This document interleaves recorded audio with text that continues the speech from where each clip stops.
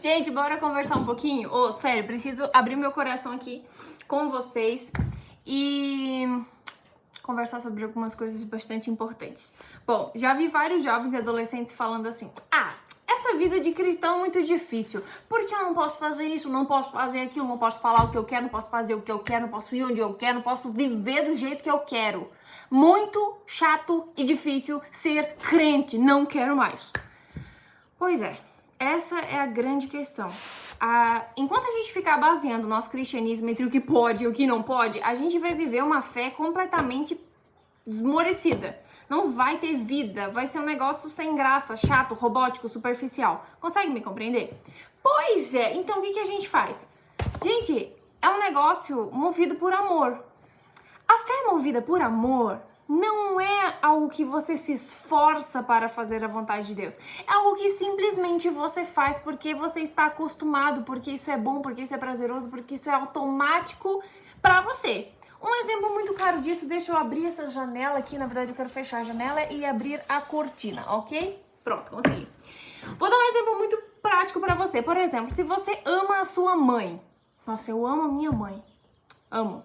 Se você ama de verdade a sua mãe, ninguém precisa chegar pra você e dizer assim: como você ama a sua mãe, você não pode ficar xingando ela, sabia? Se você ama a sua mãe, você não deve ignorar ela. Se você ama a sua mãe, assim, você tem que obedecer, né? Cuidar dela. É algo tão óbvio. Tipo assim, se eu amo, eu não vou fazer isso. Ou um exemplo de um casal. Ninguém precisa chegar e dizer assim: olha, se você ama, você não deve trair. E a pessoa ficar pensando assim: poxa vida, porque eu tô casada eu não posso trair. Que chato, não posso. A menos que a pessoa realmente não ame o outro, não ame a pessoa que está casada. Então ela vai ficar pensando dessa forma. Mas se ela ama de verdade, isso nem vai passar pela cabeça dela. É uma coisa assim, fora de cogitação, e chega a ser um absurdo alguém dar um conselho desse. Tipo assim: olha, se você ama, não deve trair. Com Jesus é praticamente a mesma coisa. Sabe aquele versículo que diz assim: tudo me é lícito, mas nem tudo me convém? Tá aí, ó. Você pode fazer o que você quiser na sua vida. Quer falar o que quiser, quer ir onde quiser, enfim, faça da sua vida o que você quiser. Deus, ele não prende, ele não obriga ninguém a fazer nada. Deus não obriga ninguém a se salvar. Mas assim, ó, tudo é lícito pra você, mas nem tudo te convém. Nem tudo convém a um cristão. E isso é algo automático, porque assim, quanto mais perto de Jesus nós estamos, mais longe das coisas que nos ligam a esse mundo e mais longe de tudo aquilo que é superficial e passageiro e nada edificante nós ficamos. Isso é algo óbvio, mais perto de Jesus, mais longe até do meu próprio eu pecaminoso. Porque existe uma diferença muito grande entre ser pecador e pecadeiro. Pecador e pecadeiro. Aí, enfim, você vai entender. Pecador é a consequência do pecado. Nós nascemos assim e você nasceu assim, você vai ser pecador até o fim. Ok? Ok. Mas existe a diferença entre você nascer como um pecador e você viver em pecado, ou seja, ser um pecadeiro. Então, ser pecador todo mundo é, ok. Mas você viver continuamente errando e pisando na bola, sempre no mesmo lugar, e quebrando a cara por causa das suas atitudes erradas de pecado que você deveria se afastar de verdade, aí é outra situação. A Bíblia diz que a misericórdia do Senhor dura para sempre. E eu já tive bastante dúvida em relação a esse texto. Eu pensava, cara, a misericórdia do Senhor dura para sempre. Mas assim, ó, Jesus vai voltar e aí o pecado vai ser aniquilado. E não é que as pessoas vão se perder, as pessoas em si, mas o pecado vai ser extinguido. Ou seja, digamos assim, um exemplo. Isso aqui é o pecado, certo? Um exemplo, isso é o pecado. Se isso aqui vai se acabar, vai ser aniquilado, se eu, que sou essa caneta, estiver aqui, o que vai acontecer comigo? Automaticamente eu vou na mesma embarcação disso aqui. A mesma consequência que esse negócio que vai receber, eu também vou receber. Não por causa de mim, mas porque eu estou imerso em algo que não vale a pena, que não presta, que vai ser extinguido. Certo? Isso é o que vai acontecer. E eu ficava pensando assim, poxa vida, a misericórdia do Senhor dura para sempre. Mas talvez não dura para sempre não, porque vai chegar um momento em que a misericórdia do Senhor não vai mais existir e aí o pecado vai ser aniquilado. juntamente com aqueles que decidiram voluntariamente ficar ali, ó, juntinho, grudadinho com o pecado. E eu pensava nisso e achava que realmente a misericórdia do Senhor não durava para sempre. Isso era uma coisa que ficava assim, ó, na minha cabeça. Eu pensava, mas é a única coisa assim que realmente ficava como uma dúvida em mim, que eu não conseguia solucionar essa minha dúvida. Só que um dia eu compreendi que a misericórdia do Senhor dura para sempre, até para aqueles que se perdem. E não, a pessoa não vai ficar cativa num lago de fogo eternamente queimando. Não, isso não vai ser assim. O que vai acontecer é a consequência eterna. A pessoa vai deixar de existir para sempre. Porque não é algo biblicamente correto. E também, tendo a perspectiva da personalidade de Deus, não existe possibilidade de um Deus de amor fazer com que a pessoa queime eternamente por uma vida que ela escolheu viver ali durante 70, 80, 90 anos e, em consequência disso, ficar a eternidade toda sofrendo. Não existe.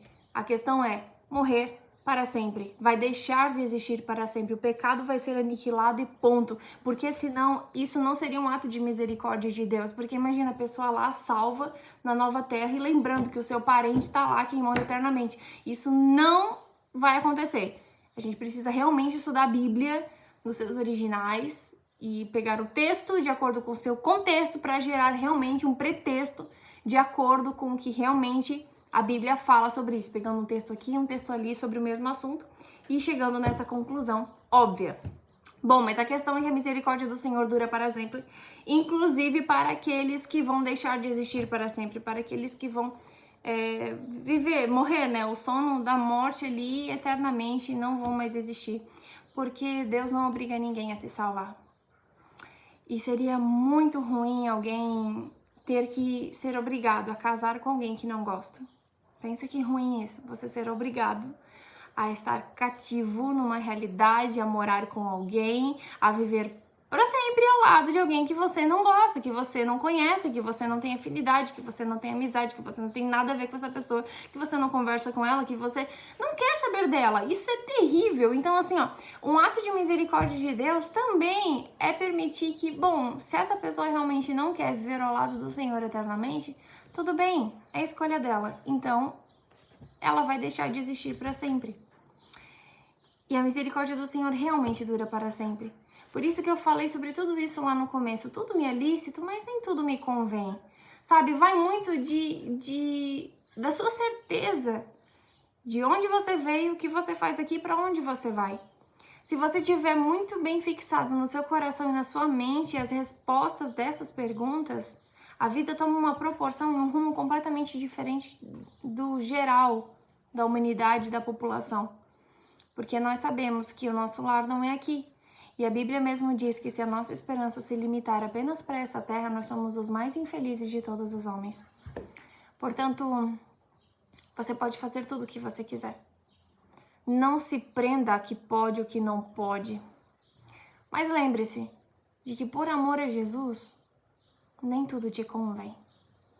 E quanto mais perto de Jesus você estiver, mais você vai se preocupar com o que ele pensa sobre as coisas. Você vai se preocupar com o que ele pensa sobre você. Você vai se preocupar com o sentimento de Cristo ao olhar você. E isso muda completamente a nossa visão de mundo e as nossas decisões acerca da nossa própria vida.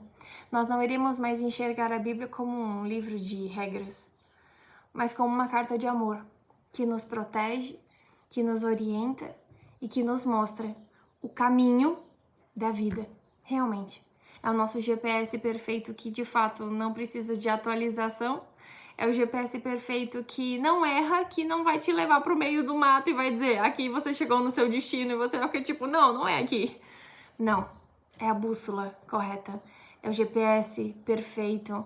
É a carta de amor de um criador para uma criatura tão pequenininha e insignificante aos olhos humanos, mas de grande valor inestimável diante de Deus. Que você lembre dessa palavra e que ela venha inundar o seu coração. E lembre-se, tudo me é lícito, mas como cristão de verdade e sabendo para onde eu vou, o que eu faço aqui e por que eu nasci, eu consigo compreender que nem tudo me convém. Que Deus te abençoe muito e se essa palavra foi capaz de te abençoar, compartilhe com alguém. Tchau!